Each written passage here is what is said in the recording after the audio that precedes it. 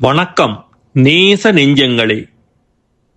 இது அறிவிலிருந்து உணர்வு வரை என்ற எமது ஆக்கங்கள்.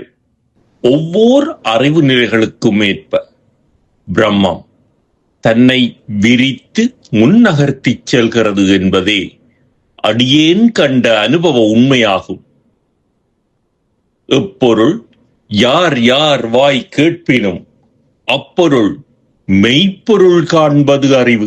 உண்மையில் ஒருவரை பற்றியோ அல்லது ஏதோ ஒரு கருத்தை பற்றியோ ஒவ்வொருவரும் தமது ஆய்வுக்கு உட்படுத்தி ஆய்வு செய்து உண்மையை கண்டறிய வேண்டுமே தவிர வேற்றொருவரின் மாற்று கண்ணாடி அணிந்து ஆய்வு செய்வதோ முடிவெடுப்பதோ எந்நிலையிலும் சரியான முடிவாக அமையாது.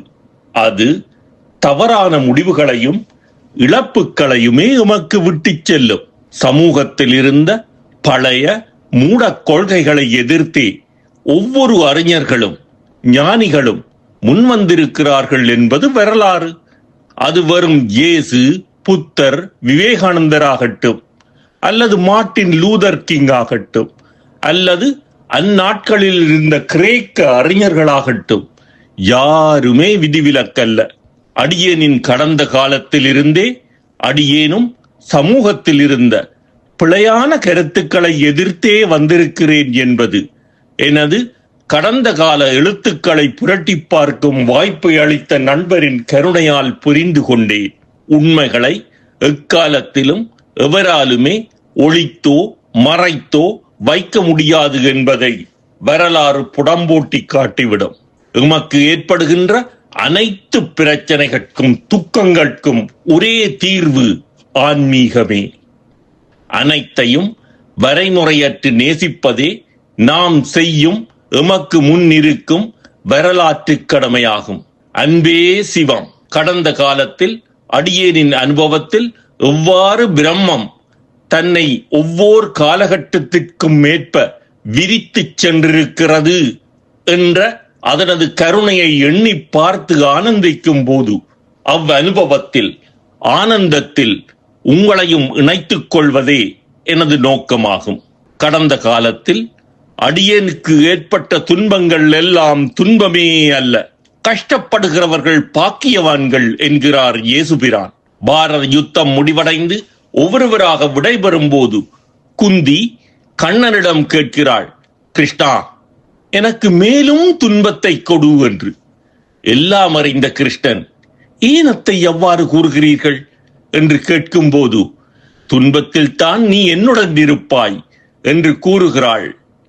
துன்பத்தை கொடுத்தே தன்னை நோக்கி இழுத்து தன்னை விரித்து காட்டுகிறது பிரம்மம். அறிவிலிருந்து உணர்வு வரை என்ற தலைப்பிட்டு அடியேனின் இச்சிறு அனுபவத்தினூடாக எவ்வாறு பிரம்மம் தன்னை விரித்து காட்டிற்று என்பதை உங்களுடன் பகிர்ந்து கொள்வதில் பெருமகிழ்ச்சி அடைகிறேன். இதற்கு அடியேனுக்கு மிகவும் உதவிய கவிஞரும் நீண்டகால நண்பருமாகிய இளவாலை அஞ்சன் யூட், இலக்கிய ஆர்வலரும் நீண்டகால ஆன்மீக நண்பருமாகிய அரியராசா என அழைக்கப்படும் அரியண்ணா மற்றும் எனது ஆன்மீக நண்பர்கள் சபேசன், சசி, வாகீஸ் நன்றிக்குரியவர்கள்.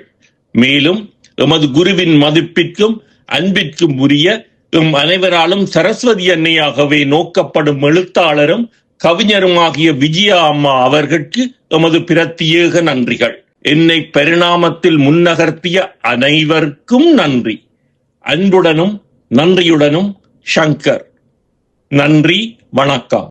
என்னை ஈன்ற தாய்க்கும் என் தந்தைக்கும், என்னை என்னால் எனக்கு அறிவித்த எம் குரு ஈழத்து வேதாந்தி பூஜ்ய ஸ்ரீ சுவாமி பரமாத்மானந்த சரஸ்வதி அவர்களுக்கு இந்நூல் சமர்ப்பணம்.